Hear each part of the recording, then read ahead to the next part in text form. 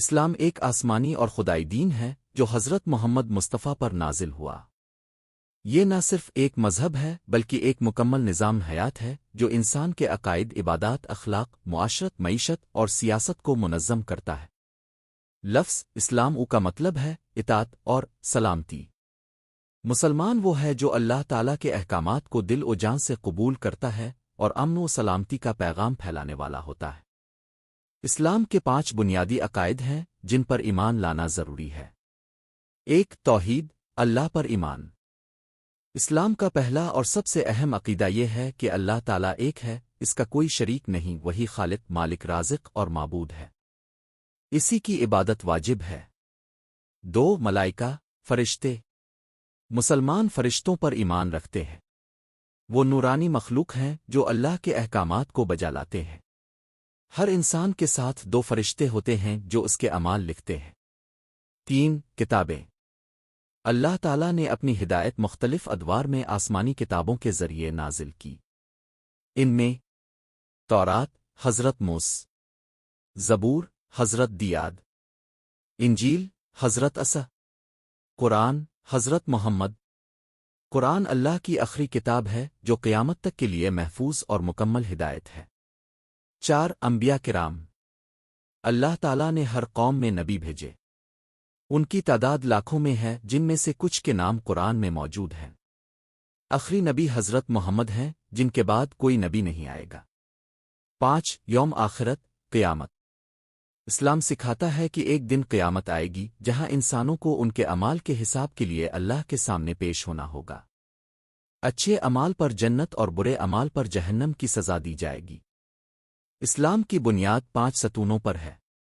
1 کلمہ طیبہ، لیا آلائے آلوا اللوا مائمیود ساولا اللعان۔ یہ شہادت اس بات کی گواہی ہے کہ اللہ کے سوا کوئی معبود نہیں اور محمد اللہ کے رسول ہے۔ 2 نماز۔ نماز دن میں 5 وقت فرض ہے۔ یہ اللہ سے براہ راست تعلق قائم کرنے کا ذریعہ ہے۔ نماز روح کی غذا ہے اور انسان کو بارے کاموں سے روکتی ہے۔ 3 روزہ۔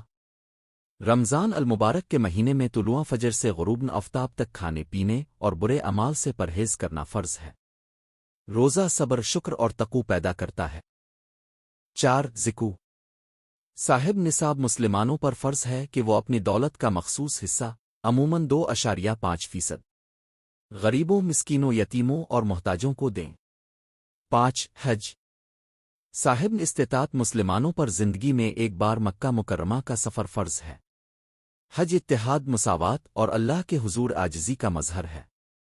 اسلام اخلاقی تعلیمات کا دین ہے۔ حضرت محمد نے فرمایا، میں اخلاق کی تکمیل کے لیے بھیجا گیا ہوں۔ حدیث۔ چند اہم اسلامی اخلاقیات: سچائی، امانت داری، عدل و انصاف، صبر و شکر، رحم دلی، والدین کی خدمت، ہمسایوں کا خیال، یتیموں سے حسن سلوک۔ اسلام میں جھوٹ، ظلم، دھوکہ، حسد، تکبر اور غیبت سے سختی سے منع کیا گیا ہے۔ اسلام ایک متوازن معاشرتی نظام پیش کرتا ہے۔ ہر فرد، خاندان اور معاشرے کے لیے واضح اصول مقرر کیے گئے ہیں۔ 1 خاندان۔ اسلام خاندانی نظام کو مضبوط بنانے پر زور دیتا ہے۔ شادی کو ایک پاکیزہ بندھن قرار دیا گیا ہے۔ والدین، بچوں، شوہر، بیوی، بہن، بھائی، سب کے حقوق و فرائض کا تعین کیا گیا ہے۔ 2 عورت کا مقام۔ اسلام نے عورت کو عزت، تحفظ اور وراثت میں حق دیا۔